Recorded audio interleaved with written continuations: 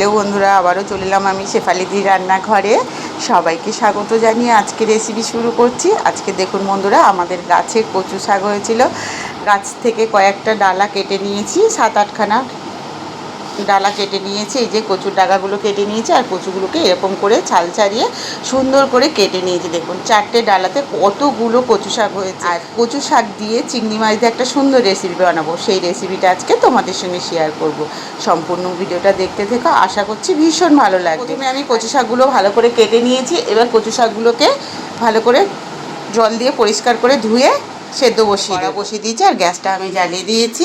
এবার কচু শাকগুলোকে ধুয়ে কড়াতে দিয়ে সেদ্ধ করে নেবো। এই যে অল্প অল্প করে আমি ধুয়ে কিন্তু এই কড়াতে দিয়ে দেবো, যেহেতু অনেকটাই কচু শাক, তার জন্য একবারে তো সম্ভব হচ্ছে না, অল্প অল্প করে দিয়ে ধুয়ে কড়াতে দিয়ে সেদ্ধ করে নেব। বন্ধুরা দেখুন কচু শাক দিয়ে কতটা জল বেরিয়েছে। দেখুন আমি 10 মিনিট ভালো করে সেদ্ধ করে নিয়েছি।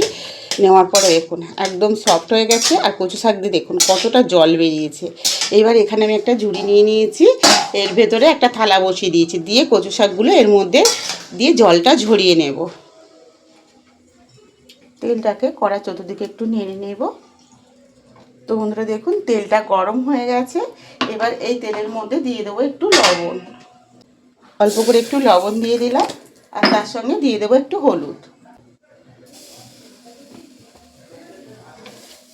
নুন হলুদটাকে একটু গরম করে নেব। নিয়ে এখানে এবার চিংড়ি মাছগুলোকে দিয়ে দেব। কেটে রাখা চিংড়ি মাছগুলোকে দিয়ে ভালো করে ভেজে নেব। আর এই চিংড়ি মাছের মধ্যে দিয়ে দিচ্ছি 2টো শুকনো লঙ্কা, আর দিয়ে দিচ্ছি 1 চামচ কালো জিরে। এই চিংড়ি মাছের মধ্যে কালো জিরে আর শুকনো লঙ্কাটা দিয়ে ভালো করে ভেজে নেব। তো বন্ধুরা দেখুন আমি এই যে কচু শাকের জন্য একটা মশলা তৈরি করে নিয়েছি। এখানে নিয়ে নিয়েছি সাদা সর্ষে 3 চামচ, আর 7 থেকে 8খানার মতন কাঁচা লঙ্কা নিয়ে নিয়েছি। কাঁচা লঙ্কা আর সর্ষেটাকে ভালো করে পেস্ট করে নেবো। এখানে একটু জল দিয়ে ভালো করে একটা পেস্ট বানিয়েছিলাম, এটা এর ভেতরে দিয়ে দেব। সর্ষে বাটাটা দিয়ে চিংড়ি মাছটাকে আরও ভালো করে একটু কষিয়ে নেব। এইভাবে কচু শাক রান্না করে একবার খেয়ে দেখবেন বন্ধুরা, এর স্বাদ কিন্তু মুখে লেগে থাকবে, এতটাই সুন্দর লাগে খেতে। একবার খেলেই বুঝতে পারবেন যে বন্ধুরা এইভাবে কচু শাক রান্না করলে কতটা সুন্দর লাগে। বিভিন্ন রকমভাবে তো কচু শাক রান্না করা যায় বন্ধুরা, এই পদ্ধতিতে একবার এই রেসিপিটা বানিয়ে খেয়ে দেখুন, আশা করছি ভীষণ ভালো লাগবে। 1 চামচের মতন হলুদ দিয়ে দিলাম, দিয়ে দেবো 1 চামচের মতন জিরে গুঁড়ো, দিয়ে আবার একটু ভালো করে কষিয়ে নেব সবগুলোকে। সব মশলাটাকে ভালো করে কষিয়ে নিতে হবে।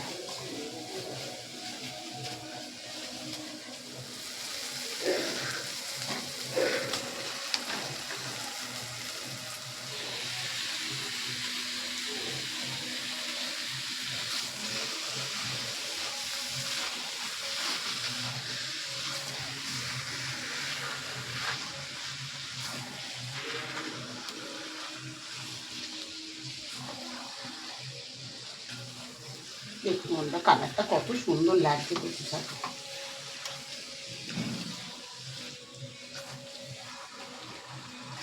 এইভাবে লো আছে একদম আঁচটাকে কমিয়ে দেবেন, দিয়ে মিনিট 20 ভালো করে রান্না করে নেব। আবার একটু ভালো করে কষিয়ে নেব।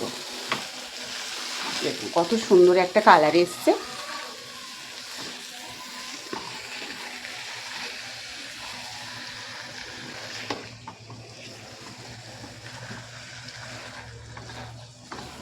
এক কড়া কচু শাক ছিল বন্ধুরা, দেখুন কতটুকু কচু শাক হয়ে গেছে। আমি বড় কড়ার 1 কড়া কচু শাক কিন্তু যখন কাটি তখন কিন্তু হয়ে গেছিলো, কমতে কমতে কতটা হয়ে গেছে, আরও কিন্তু কমে যাবে বন্ধুরা। দেখুন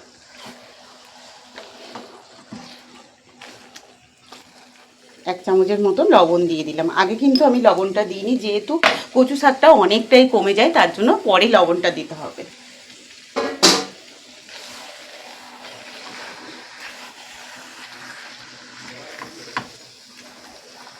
লেবুর রস দিয়ে দেবো ওর মধ্যে। এই দেখুন হাফ গন্ধরাজ লেবুর রস দিয়ে নিয়ে নিয়েছি। এবার এই রসটা এর ভেতরে দিয়ে দেব। দিলে কিন্তু কোনো রকম গাল টাল কিছু চুলকাবে না। যারা অনেকেই কিন্তু ভয় পাও বন্ধুরা কচু শাক খেতে, যে গাল চুলকাবে, কিন্তু কিছুই চুলকাবে না, অথচ ভীষণ সুন্দর একটা গন্ধ বেরোবে এই লেবুর এখানে টক ঝাল মিষ্টি 3 রকমেরই কিন্তু টেস্ট পাবেন এই কচু শাকের মধ্যে। আর খেতে কিন্তু অসাধারণ লাগবে বন্ধুরা। তো সম্পূর্ণ লেবুর রসটা দিয়ে দিয়েছি আমি। লেবুর রসটা দিয়ে আবারও ভালো করে নেড়ে নিচ্ছি।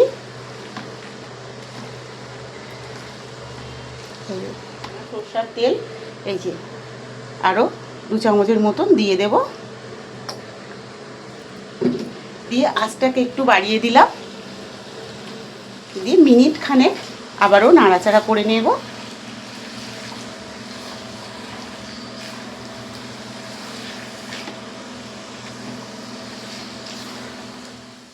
তো বন্ধুরা দেখুন 1 মিনিট হয়ে গেছে, আর একটা প্লেট নিয়ে নিয়েছি। আর কচু শাকটা কিন্তু আমার রেডি হয়ে গেছে। এবার একটা প্লেটের মধ্যে আমি নামিয়ে নেব। দেখুন কত সুন্দর হয়েছে কচু শাকের তরকারিটা। গ্যাসটাকে অফ করে দিলাম। মাছ দিয়ে করেছি, কতটা সুন্দর লাগছে। আর খেতে কিন্তু দারুণ হয়েছে, দেখেই বুঝতে পারছো বন্ধুরা খেতে কতটা সুন্দর হয়েছে। তো তোমাদের আজকের এই কচু শাকের রেসিপিটা কেমন লাগলো অবশ্যই কমেন্টে জানিও। আর রেসিপিটা ভালো লাগলে শেফালিদি রান্নাঘর চ্যানেলটাকে সাবস্ক্রাইব করে পাশে থেকো বন্ধুরা। আর ফেসবুক থেকে দেখলে একটা ফলো করে দিও। কমেন্টে কিন্তু জানাতে ভুলো না আজকের রেসিপিটা কেমন হয়েছে। আর রেসিপিটা ভালো লাগলে বন্ধুদের মধ্যে বেশি বেশি করে শেয়ার করো, লাইক করতে ভুলো না। সবাই ভালো থেকো, সুস্থ থেকো, পাশে থেকো বন্ধুরা।